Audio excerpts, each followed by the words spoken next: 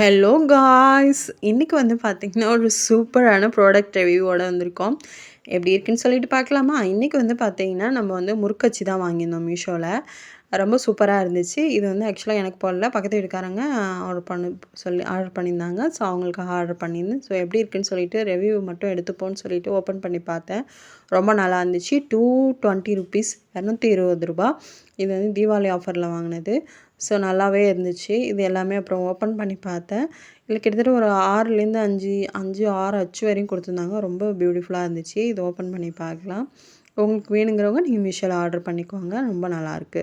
மீஷோல வந்து மத்த Amazon and ஃப்ளிப்கார்ட்ட compare பண்ணும்போது, இதில வந்து நமக்கு ஒரு ₹20 ₹10 மிச்சம் தான் ஆகுது.